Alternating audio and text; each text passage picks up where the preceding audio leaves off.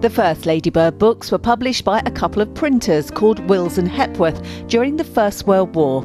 They wanted to publish what they called pure and healthy literature for children. Stories like Downy Duckling and Bunnykins were an instant hit. And to celebrate their centenary, hundreds of Ladybird titles will be unpacked from this industrial unit in Leicestershire and put on display to the public. Fiona Ure knows everything there is to know about Ladybird's history and says it all started with a deceptively simple idea. We might never have heard of them, quite frankly, if they hadn't come up with a very cunning plan at the beginning of World War II, which was the product which looked like this. This whole idea of a child-sized book, packed full of pictures on one side, interesting text on the other, and very cheap. 2 and 6 a pop. Well, that was pocket money in those days, you know, for a nice middle-class child. And it was nice middle-class children that bought the books to start with. They stayed at £0.50 or 12.5p for over 30 years. Non-fiction titles were also added to the portfolio. One of the first was written by a Children's Hour radio presenter. It was called In the Train with Uncle Mac. There's always 2 children and a dog, by the way. Always 2 children and a dog. Often various adventures. In this particular case, they're off on the train, but they went off to farms and green pastures, to the zoo, the beach, you name it. It's just, you know, the random bloke that has these 2 children with them. A bit alarming these days, but at the time it was all terribly innocent, and off they go. Ladybird's greatest success, though, came in the 1960s with the Key Words Learning Scheme to teach children how to read. It featured Peter and Jane and Mum and Dad, and although it sounds dated now, it worked. Looking at some of the older books, they're really good at sort of mapping social history. So if you look at sort of the early Peter and Jane's, it's very stereotypical. You know, Jane helped Mummy with the washing up, doing the baking. Peter did daddy things with daddy, like mowing the lawn or washing the car. And they are very reflective and of their time, but over the years they did change and reflect those changes. But yeah, some of the language in the older books is, you couldn't imagine reading that type of language to a small child these days, or helping a child to read that language these days. The thing to do when a Guy Fawkes Day is drawing nigh, said Wonk, is to have fireworks. Yes, said Peter, but supposing you have no money to buy them, what do you do then? You could invite your favourite uncle to tea, suggested Wonk. My favourite uncle is in the Fleet Air Arm, so I can't ask him because he's too busy, replied Peter. There's only one thing for it, said Wonk. We'll have to go out and sing carols. Peter was a shade aghast at this suggestion and mentioned that it was not Christmas time yet. The company were very responsive to whatever topic was popular at the time. One of their biggest sellers was a book about Charles and Diana's wedding. That was followed by another book about her life and death. But it's the children's stories and fairy tales that they were best known for. They were translated into 60 languages and exported all over the world. And this is The Princess and the Pea in English for English children, and in Arabic for the Middle East. And it, opens the other way, as Arabic books do, and it's written in their language. But they wrote in German, they wrote in Icelandic, Portuguese, Danish, you name it. They produced these sorts of books in every language on the planet. So every child on the planet basically could read one of these books. The tales had an innocence about them which gave them their universal appeal, and the characterful illustrations were a delight. There's so much attention to detail. Tomorrow we'll hear from a Ladybird illustrator whose work is now part of a special anniversary book of Ladybird front covers, and we'll find out how the Ladybird name is adapting to the 21st century. Jane Hesketh, ITV News, Leicestershire. Brings back lots of memories. Yeah, well, you've been sharing your memories about Ladybird books on our Facebook page. Carol Sandland from Great Worley in Warsaw says, I grew up with these books and wish I'd kept them for my kids. The Elves and the Shoemaker was my favourite. And that, along with the Rose White and Rose Red, were the favourites of Debbie Hitchman from Ledbury in Herefordshire. She still has hers and says they are all great books, which my children also enjoy now. Deborah Speak from Coleshill sent us this photo of the Baby Jesus book that she won in a drawing competition for Blakesley Hall Nativity Play in about 1977, and she says she still has it.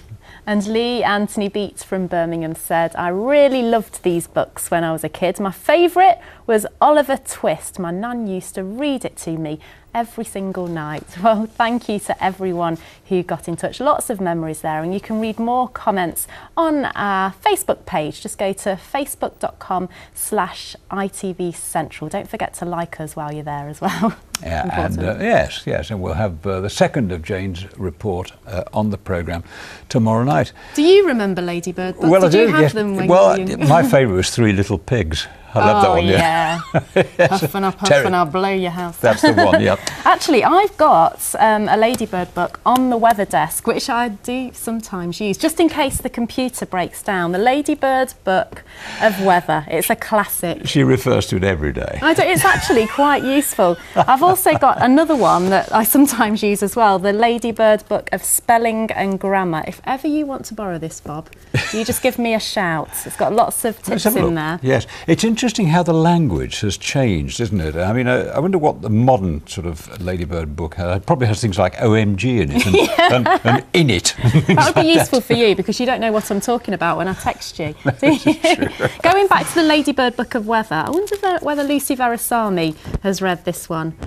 Let's hope so. She's probably used the computer today, though. Let's have a look. Here she is with the forecast.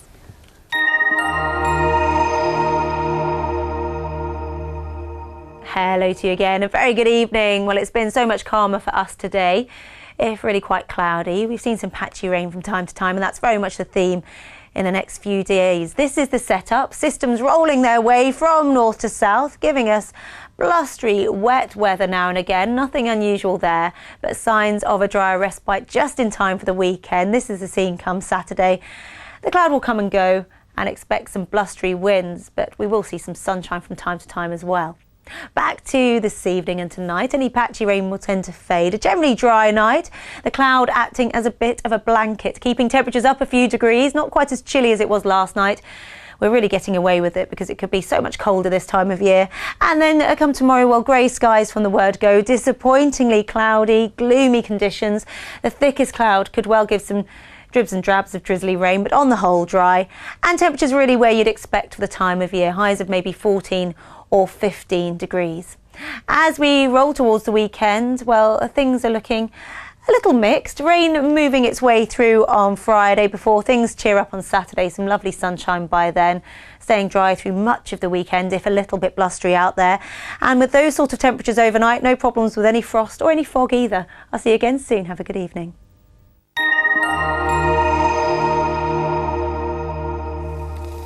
Just time for a reminder of tonight's top stories on ITV News Central.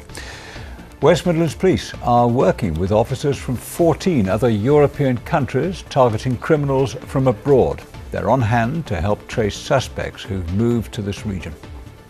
A 12-year-old boy from Kenya has given evidence via video link telling a court in Birmingham how he was abused by a former school teacher. Simon Harris from Herefordshire denies multiple sex offences while working for a charity in Kenya.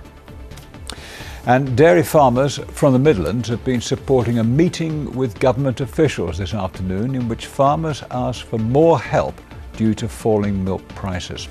And there's more news for the Midlands on our website, including the story of how Villa former captain Stilian Petrov is back in action in Sunday League football. That's good news.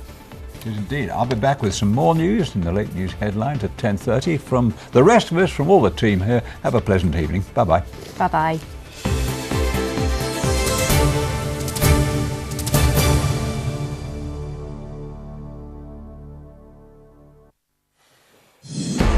A shootout in Canada's capital leaves a soldier and a gunman dead. In Parliament, the PM's evacuated, MPs are in lockdown. With 2 other incidents, motive remains a mystery, and other gunmen may be on the loose. And all of a sudden just heard a shot, turned around, and there was a guy with a rifle just around on the back corner, and just pow. Also tonight, unequal odds on the front line against Ebola. Just one clinic in Sierra Leone's capital for more than 1 million people.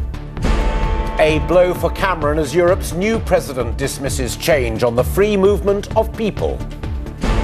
No apology to his victim as footballer Ched Evans breaks his silence over his conviction for rape. Even though I've been released from prison, I am determined to continue the fight to clear my name. And 100 years on, a resting place at last for the dead of the York and Lancaster Regiment.